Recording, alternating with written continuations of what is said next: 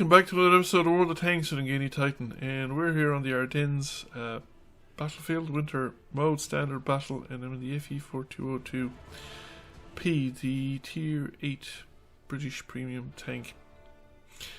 Now I have a relatively untrained crew in it. I actually have, what's his name? Cutland, Richard Cutland, isn't it? The tank crew based on a real person,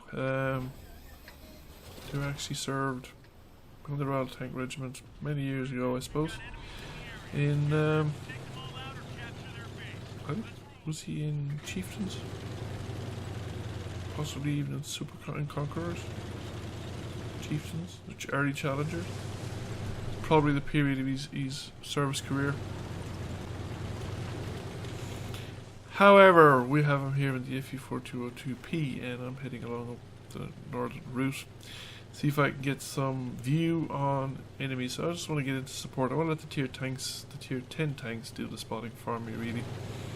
And I fire from supporting positions, using the fairly good handling on this gun just to stay out of trouble. So we come up here initially, and we spot somebody, but we get spotted and targeted straight away. So I'm pulling off because I don't want to have to sit on the ridgeline. And there aren't too many targets visible at the moment, so I was coming around here to see if I can do any better. Particularly got those guys coming in there at the middle. I might have a better chance from here. So we just peek around the corner, and there's an Andre the Giant. I remember Andre the Giant, the Princess Bride. This guy's now pushing me forward because he doesn't like me being here. Which I think is a bit much, really, to be honest with you, but I'm actually not in a great position now. If I pull out, I'm going to be exposed to the E100. The Progetto was a possibility, but I'm thinking that things are a bit tight here, and somebody's targeting me, so I thought, right, we better pull out of here. And the Batchat is starting to pay attention to this region, so it's probably better off to pull out completely. There's two tanks in the location, and then probably the Progetto actually hit me there, and I'm pulling away. But you don't really want to be in the attention span of artillery, because the artillery is probably like to stay focused on the Conqueror that was beside me. And I'm no longer on a target at a possibly. I don't know that I'm spotted or not. Probably not spotted. There's a Guerrilla 15. Nobody's shooting at me anyway. There's a Guerrilla 15 here, and we might as well shoot at him while we still have the opportunity. Just plink away. He hasn't gone into proper cover. Must have used his repair kit, and there's an did he pop up again? That probably went over. Or it might just have bounced off the angle. E100 is pushing forward, but now he's starting to show me upper surfaces or the side armor of the turret, both of which are penetratable. I can't really do anything with the front of an E100 with this gun. Even with the premium ammo, it would be very, very problematic. So we get shots through the side of the turret, through the upper surfaces as well if he actually faces down, crossing a ridgeline. It will be somewhat problematic because I can't quite tell the angles on the turret. He's starting to angle forward, and he disappears from view. Just making a guess as to where he might be there. The Guerrilla is he charging forward? Why is he charging forward? He's in completely open ground there, with no cover for miles around in any direction. And if he does, he gets down to the low ground where it's badly overlooked and he's dead. Yeah, this is not as good. Don't think we got anything in that time. However, again, a very exposed location for the Death Star to be in, and somebody's just walked up to him properly. Very likely artillery. And there's only kind of two of them left now. I have been spotted, so I just pulled back immediately. But I could probably poke back up actually, because I said the two tanks that are there are actually busy and probably not in a position to shoot back at me. And the other guy's dead. And I'm thinking, okay, the two guys who were fighting are dead. There's 4 medium tanks unaccounted for. There's a very good chance they're heading for the cap circle. So it's time to go back to the cap circle, and it's time to flag the cap circle to the rest of the team and hope somebody comes back to join me, that it's not just me and my own because this would not be good in AMX-50B. No, I don't really. Although, you know, if we have to get the reset of the cap, we have to get the reset of the cap. I should probably have switched. But okay, switch to the premium.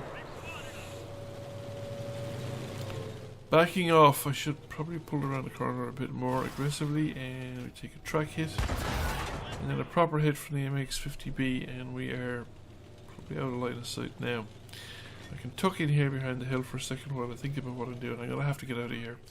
Cannot stay here. If he comes down after me, I'm dead. But might not even get around into him because he has a good chance of bouncing my rounds from the front, even with the premium. Oh. So I made it across the gap intact, which is kind of amazing. And the heavy tank is going in to engage the 50B. So I'm going to support him, turn around, just get around into the side there.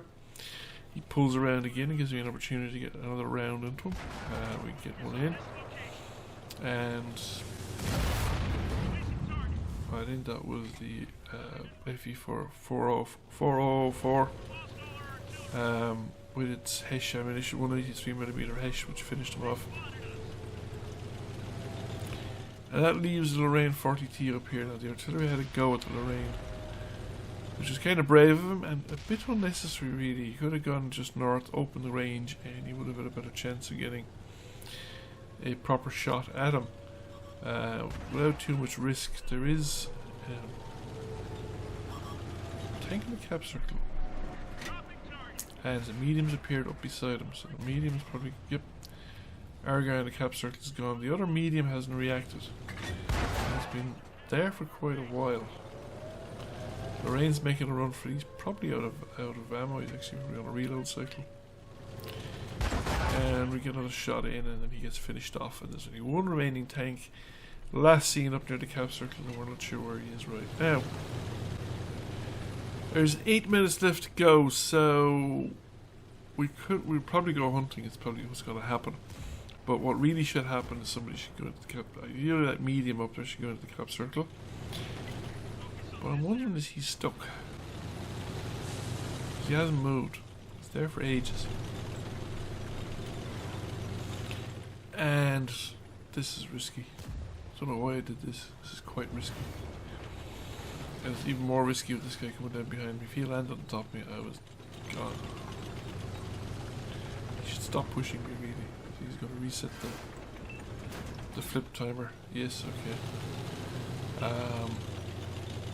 We've reflipped, we're back on our feet, and off we go again. So what are we doing? It looks like there's one guy hit, there's the cap circle. The Badger's behind me, there's the FV4202 is coming down the middle of the street. And we have a heavy and a tank destroyer heading to get a western end of the map. This guy was last seen up by the cap circle, so he's probably more than likely up there around still. Medium tank, and yeah, this is getting dangerous. Now, I was aware of the fact that the thing is I don't have 6th sense in this crew either, so the first thing I'll know about the enemy is when he targets me or shoots me. And I'm caught on the wrong side of the hill. Now, I think just driving into the rocks was an accident, but it kind of saved my life at the start. Now, a snapshot that I fired off didn't work. I was trying to get into the low ground so that I'd have some cover, but he was also doing the same thing, coming in on top of me because he knew he had the reloads. 38 hit points. Oh. Could I have done it on a maximum roll? I'm not sure. I think probably not. He'd probably still have had a sliver of health left. But it was so close to finishing him. And that medium tank still hasn't moved. I think he's stuck. At some point I must actually check through. I think later on I actually flip through the various tanks. The Badger is being very brave as well. He's only got 13 hit points, and I don't know much about them, but it strikes me as this very they would be very vulnerable to circle of death, circle strafing by a bat chat. Now he's heading towards the other tank destroyer that's in the base. The enemy is around here because he's reset the tank destroyer in the base, and there he is. I don't think Badger was ever going to hit with a quick shot like that. Not that the Batchat was giving him time, but the thing is the Batchat's now getting boxed in. There's 4 tanks around him. He's not going to go anywhere, and I was going to flip. There's a... So he's out of the fight. Yeah, man is stuck. Very definitely stuck, and... I didn't catch the end of that. It's over. Batchat dead. And we get some operation completions. Not that I'm, like I said, I'm not really pursuing anything this time. I'm taking a bit of a back seat on World of Tanks. However, 2,500 damage, first class mastery. Bit of assisted damage as well. And this, I think, is enough for us to come number 1 by experience on a tier 10 battle. So we're bottom tier on a tier 10 battle, and we still managed to come number 1 by experience, which I think is a reasonably good achievement, something to be proud of. And anyway, thank you for watching. I hope you enjoyed the video, and I'll see you again soon. Thank you for watching. I hope you enjoyed the video. If you did, please press like, comment, share. It really helps the channel out. And if you have not already done so, please subscribe to the channel. I will catch you all again soon. Bye for now.